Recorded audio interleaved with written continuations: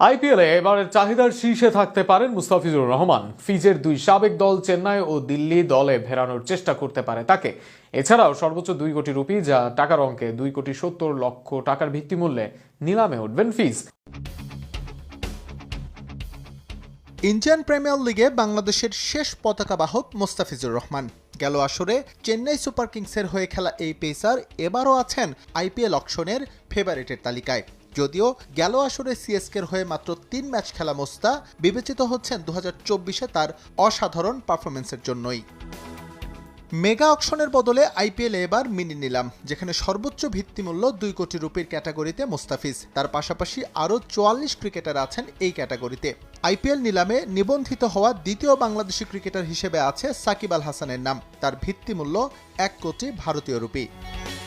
সর্বোচ্চ ভিত্তিমূল্যে থাকা 45 ক্রিকেটারের মধ্যে ভেঙ্কটেশ আয়ার ও রবি বিষ্ণুই ছাড়া বাকি 43 জনই ভারতের বাইরের। সর্বমোট 14টি দেশ থেকে ক্রিকেটার নিবন্ধন হয়েছে অকশনের জন্য, যার মধ্যে আছেন মালয়েশিয়ান অলরাউন্ডার বিরানদীপ সিং। তবে নিজের নাম নিবন্ধন করেননি গ্লেন ম্যাক্সওয়েল। এবার সর্বমোট 1355 জন ক্রিকেটার নিবন্ধন করেছে নিলামের জন্য।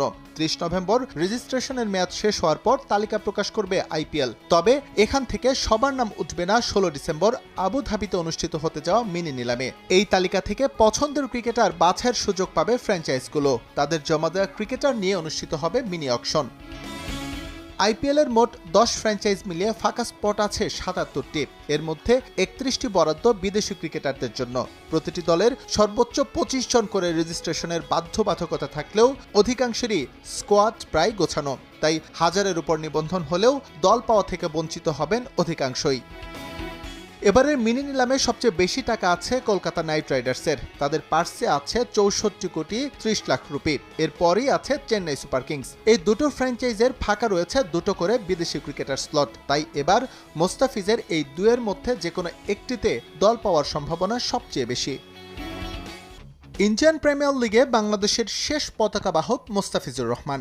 গেল আসরে চেন্নাই সুপার কিংসের হয়ে খেলা এই পেসার এবারও আছেন আইপিএল অকশনের ফেভারিটের তালিকায়।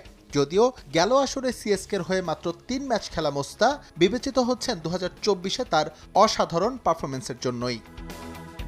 মেগা অকশনের বদলে আইপিএলে এবার মিনি নিলাম, যেখানে সর্বোচ্চ ভিত্তিমূল্য 2 কোটি রুপির ক্যাটাগরিতে মুস্তাফিজ। তার পাশাপাশি আরও 44 ক্রিকেটার আছেন এই ক্যাটাগরিতে।